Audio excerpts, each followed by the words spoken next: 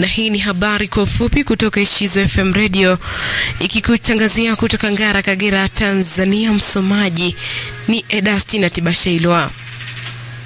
Bodi ya nishati vijijini imeridhishwa na juhudi zilizochukuliwa na magereza mkoa wa Tanga kwa kuanza kutumia nishati safi ya kupikia katika kuandaa chakula cha wafungwa wa zaidi ya 560, tofauti na hapo awali ambapo matumizi ya kuni na mkaa yalikuwa ni zaidi ya 100%. Akizungumza baada ya kutembelea gereza la Maweni mkoani Tanga Mei 13 mwaka huu, Barozi Radhia Msuya amesema kuwa bodi ya nishati vijijini imeridhishwa kwa kiwango kikubwa na hatua zilizochukuliwa na magereza hiyo katika mkoa huo wa Tanga katika kutekeleza agizo lililotolewa na Rais Dr. Samia Suluhu Hassan mwaka mmoja uliopita kuwa taasisi zote zinazowahudumia watu zaidi ya 100 kuacha kutumia nishati chafu, kuni na mkaa, ili kupunguza matumizi ya nishati hiyo ambayo yanachangia uharibifu wa mazingira. Baada ya kutembelea na kujionea miundombinu ya nishati safi ya kupikia katika gereza hilo, wajumbe wa bodi ya nishati vijijini Wakili Mwantum Sultani na James Mabula wamesema kuwa wameridhishwa kwa hatua zilizochukuliwa na taasisi hiyo, na kuongeza kuwa juhudi hizo zitasaidia kufikia lengo la agizo la Rais Samia Suluhu Hassan ambapo magereza Tanzania bara yatapata shilingi bilioni 35 kama ruzuku kutoka serikalini kupitia REA ili kutekeleza miradi mbalimbali ya nishati safi ya kupikia. Serikali imesema panyabuku 100 wamefuzu mafunzo na kupelekwa nchi za nje kufanya kazi ya kiwemo ya kutegua mabomu. Waziri wa Elimu, Sayansi na Teknolojia Profesa Adolf Mkenda amesema hayo bungeni jijini Dodoma Mei 12 mwaka huu wakati akiwasilisha mpango wa makadirio ya mapato na matumizi kwa wizara na taasisi zake kwa mwaka wa fedha 25-26.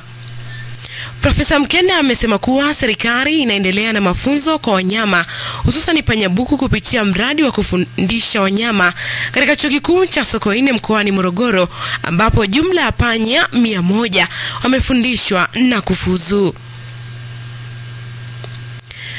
Kimataifa, mawaziri wa mambo ya nje wa Uingereza, Ufaransa, Ujerumani, Italia, Poland na Uhispania na mwakilishi wa EU wamejadili jinsi ya kuendelea kuiunga mkono Ukraine dhidi ya Urusi katika mkutano uliofanyika mjini London. Wanadiplomasia hao wameituhumu ikulu ya Kremlin kwa kile walichokiita kufanya mchezo kuhusu mazungumzo ya amani na Ukraine. Katika taarifa pamoja baada ya mkutano wao katika mji mkuu wa Uingereza, mawaziri hao wa mambo ya nje wameeleza wasiwasi wao kuwa Urusi haijaonyesha nia ya dhati ya kupiga hatua. Mawaziri hao kutoka Uingereza, Ufaransa, Ujerumani, Italia, Poland, Uhispania na Umoja wa Ulaya wamesema katika tamko la pamoja kuwa Urusi lazima ikubali mpango wa kusitisha mapigano bila kuchelewa. Maafisa wa Marekani wamesema wizara ya mambo ya nje imeidhinisha mauzo ya ndege za kijeshi na silaha zenye thamani ya dola bilioni 1.4 kwa Umoja wa Falme za Kiarabu kuelekea ziara ya Rais Donald Trump wiki hii Mashariki ya Kati.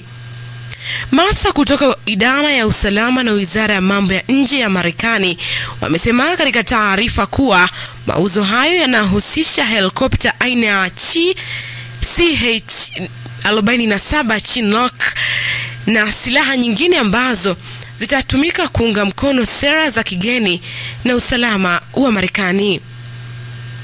Wameongeza kuwa Umoja wa Falme za Kiarabu utatumia silaha na vifaa hivyo katika shughuli za uokoaji, kutoa misaada wakati wa majanga, misaada ya kibinadamu na operesheni za kupambana na ugaidi. Na huu ndio mwisho wa habari kwa ufupi kutoka Ishizo FM Radio. Habari kamili itakujia ifikapo saa 10 kamili jioni. Endelea kutufuatilia katika mitandao yetu ya kijamii: Instagram Ishizo Media, Facebook Ishizo HQ, X Ishizo Media na YouTube Ishizo TV News and Sports, bila kusahau tovuti yetu www.ishizomedia.co.tz. Jina langu ni Edastina Tibashailwa. Asante na kwaheri.